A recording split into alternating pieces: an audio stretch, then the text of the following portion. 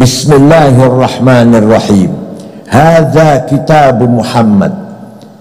Ini ketetapan Muhammad. Al-muslimuna min Quraisy, orang Islam pendatang. Wal muslimuna min Yathrib, orang Islam pribumi. Wal yahud, dan orang Yahudi.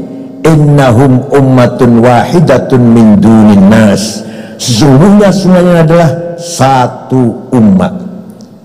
Jadi 15 abad yang lalu Nabi Muhammad telah mencoba dan berhasil membangun sebuah komunitas sosial masyarakat yang dibangun di atas kesamaan visi misi, kesamaan cita-cita. Wa man tabi'ahum wa liqabihim wa jahada ma'hum, tidak dibangun di atas konstitusi agama dan tidak dibangun di atas konstitusi etnik. Maka Nabi Muhammad tidak pernah mendeklarkan berdirinya negara Islam dan tidak pernah mendeklarkan berdiri negara Arab. Beliau beri nama negara itu Madinah, mutamaddin, madani, tamaddun, civilized. Negara yang di mata hukum penduduknya sama, hak dan kewajibannya. Suatu contoh, suatu ketika ada sahabat Nabi nempeleng orang Yahudi di pasar.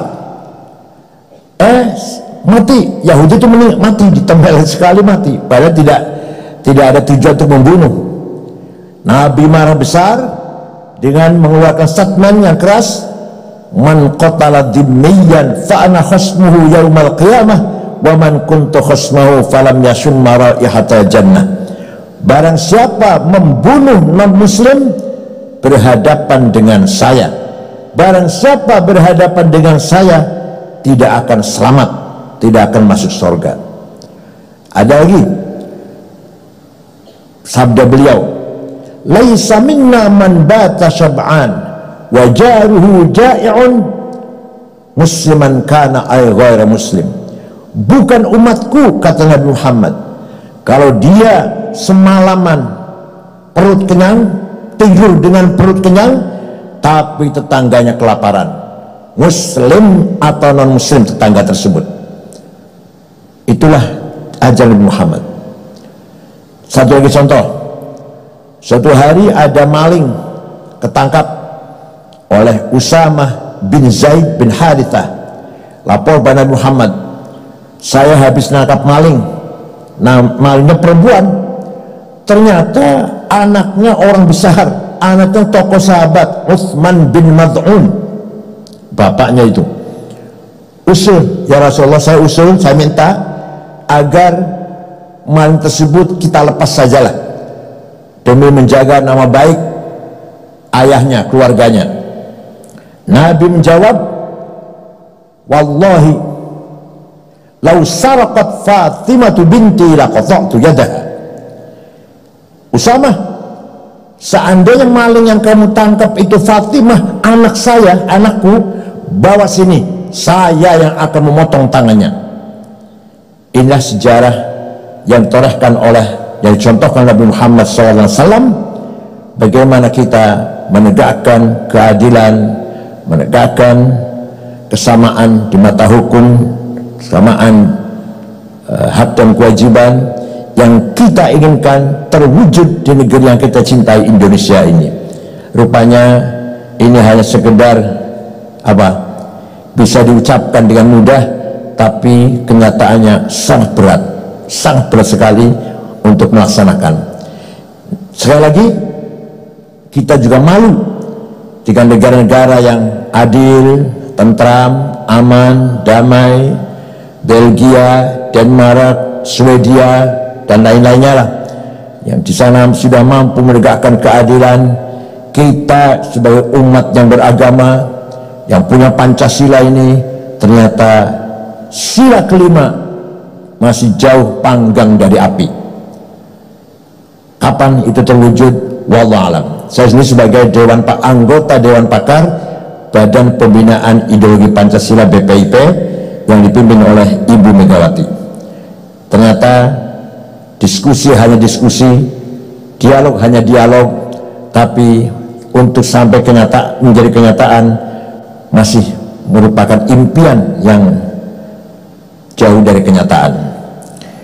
Lebih tegas lagi, demi menjaga keamanan, Nabi Muhammad menghadapi sekelompok orang yang bikin rusuh di Madinah, yang bikin onar di Madinah.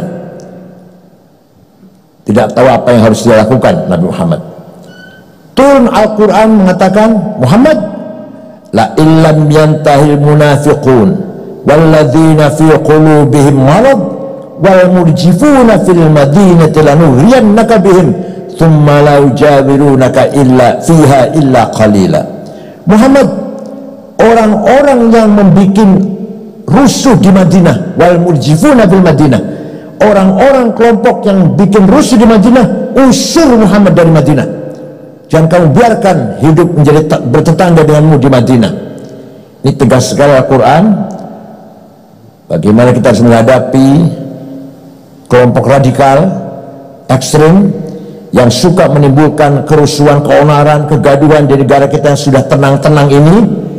Ternyata Quran sudah dahulu memberikan ajaran Muhammad menyikapi mereka, lalu ghriyanaka bihim fil Madinah, usir dari Madinah Muhammad.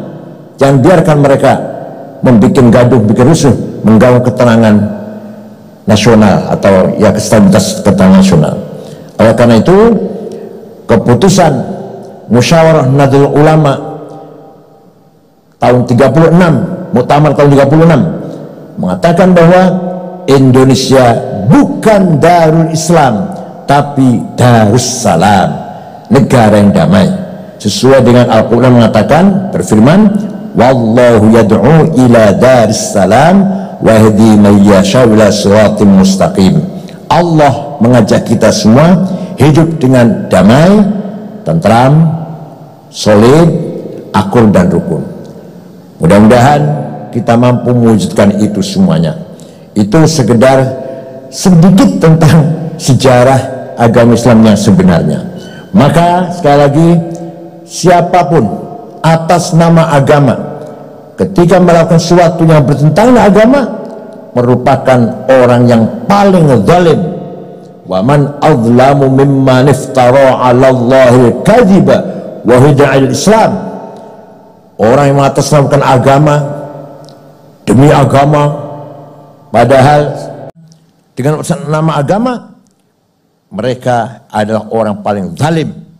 Tidak ada zalim lebih dari orang itu. Jadi kita harus tegas menghadapi mereka yang menjual agama, tapi sama sekali tidak ada ajaran agama yang membolehkan tindakan mereka. Masa agama menentahkan, menghancurkan, membakar, membunuh? Nggak benar.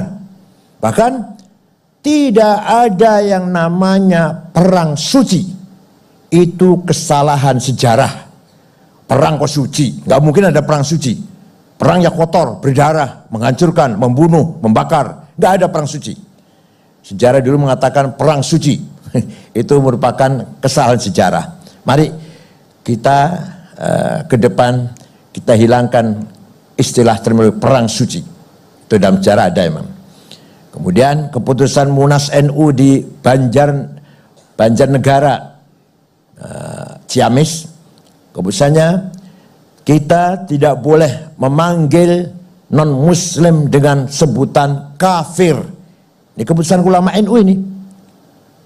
Tapi kita panggil non-muslim. Kalau dengan bahasa Arab, ghairu muslim, non-muslim. Tidak boleh kita menggunakan terminologi kafir. Itulah barangkali sedikit yang bisa saya sampaikan. Mudah-mudahan ke depan kita semua semakin solid, semakin damai, semakin memahami satu sama lain, toleran satu sama lain, menghormati satu sama lain, buang itu rasa dengki, benci, permusuhan atau dendam dan sebagainya. Melalui lembaga bersama ormas Islam, lembaga bersama ormas keagamaan, mari kita wujudkan itu semuanya demi keberlangsungan NKRI yang damai, yang solid, yang bersatu. Syukron wa dumtum fil khair barakati wan najah. Wallahu rahmat thoriq. Assalamualaikum warahmatullahi wabarakatuh.